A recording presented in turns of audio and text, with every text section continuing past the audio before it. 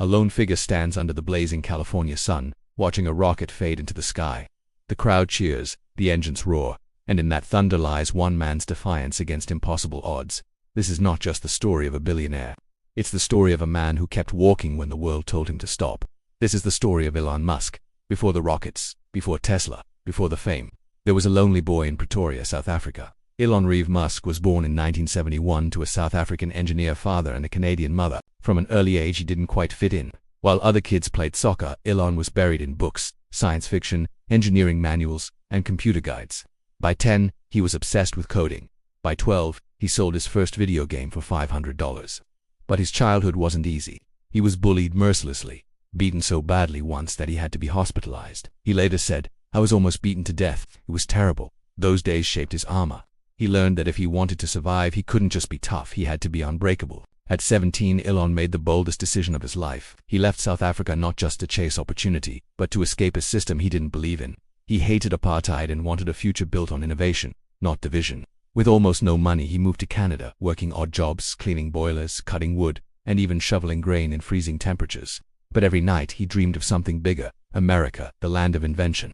By 1995, Elon reached the United States and enrolled at Stanford University. But within 2 days, he dropped out. Why? Because he saw the internet exploding with potential and wanted to be part of it.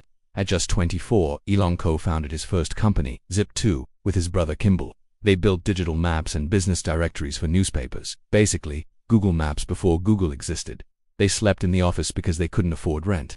Elon showered at the local YMCA, he once said. "I had no money for an apartment, so I just slept on the couch in the office and coded." Their company slowly took off, and in 1999, Compaq bought Zip2 for $307 million.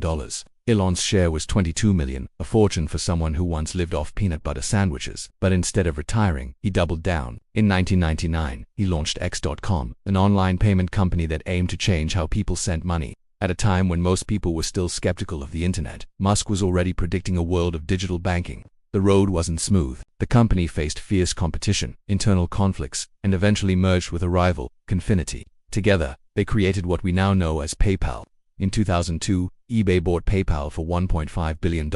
Elon walked away with $180 million after taxes. For most people, that would be the end of the story, a perfect exit. But for Elon, it was only the beginning. Elon had 3 dreams: to revolutionize the internet, renewable energy, and space travel. He had already conquered the first, now he wanted the stars. He used his fortune to start SpaceX in 2002, with one goal: make space travel affordable. But the world laughed. A startup building rockets, competing with NASA. It sounded insane. Even friends told him to stop wasting his money. The first rocket, Falcon 1, exploded. Then the second, then the third. 3 launches, 3 failures, millions of dollars burned. The company was weeks away from bankruptcy. Elon later said, "It was the worst year of my life." His marriage was falling apart. Tesla, his electric car company, was also bleeding cash. He had a choice: save one company or lose both. Instead, he split his remaining money between them. "I thought both would fail," he said, "but I wanted to give them a chance." Then came the 4th launch. The SpaceX team was exhausted, anxious, and broke. If this rocket failed, everything would end. The rocket lifted off, and for the first time it made it to orbit. Cheers erupted, grown engineers cried. Elon later said, "That was one of the best moments of my life." Just weeks later, NASA awarded SpaceX a $1.6 billion contract. SpaceX was saved and the dream was alive again. While SpaceX reached the stars, Tesla was fighting on Earth in 2004. Elon invested in a small startup making electric cars, a crazy idea at the time. People mocked him. "Electric cars are toys," they said.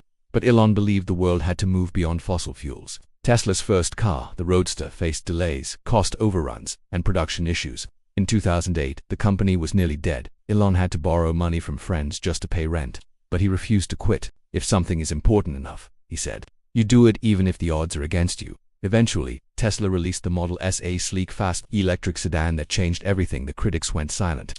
Tesla wasn't just surviving, it was rewriting automotive history. By 2012, both SpaceX and Tesla were profitable. SpaceX launched cargo missions to the International Space Station. Tesla went public, and its stock soared. The man once called crazy was now reshaping industries once thought untouchable. But success didn't make things easier. Elon faced lawsuits, production crises, and media backlash. He often slept on the factory floor, working 120-hour weeks. "I wanted to suffer with my team," he said.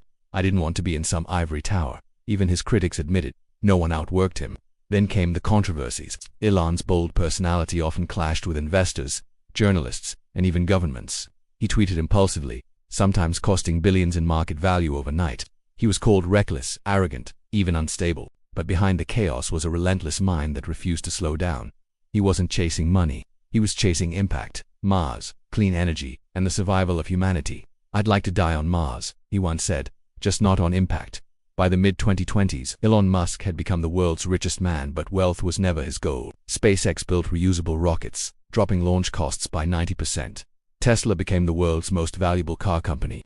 He launched Starlink, providing internet to remote parts of the world. He developed Neuralink, a brain-computer interface aimed at helping paralyzed patients. And he continued pushing for a future powered by clean energy. Love him or hate him, Elon Musk had turned imagination into reality. What drives a man to risk everything again and again? Elon's answer was simple. "I don't ever give up," he said. "When something is important enough, you do it even if the odds are not in your favor." His success wasn't luck, it was obsession. He taught the world that failure isn't the end, it's data. And that innovation doesn't happen by waiting for permission. Elon Musk's journey isn't just about rockets or cars, it's about the human spirit. He showed that you don't need to be born rich, popular, or connected. You just need a vision strong enough to survive rejection. He faced bankruptcy, ridicule, personal loss, and exhaustion and turned all of it into fuel. He built companies that others said were impossible. And in doing so, he inspired millions to believe in the power of thinking differently. Today, Elon Musk isn't just building businesses, he's building humanity's next chapter. Through SpaceX, he aims to colonize Mars. Through Tesla, he's driving us toward a sustainable planet. Through Neuralink and the Boring Company, he's shaping the cities and minds of the future. And yet, he still says, there's a good chance it all fails. But if it works, it's worth it. That's the spirit of Elon Musk, not the richest man alive, but one of the most relentless dreamers in history. So, when people call him crazy, maybe they're right. Because every person who changes the world has been called crazy first. Elon Musk once slept in an office, broke, bullied, and beaten, but he never stopped building. The world doesn't remember those who quit halfway. It remembers those who kept going, no matter what. Elon Musk is proof that failure is not the opposite of success. It's part of it. If there's one message to take from his journey, it's this. You don't have to be Elon Musk to dream big. You just have to refuse to quit.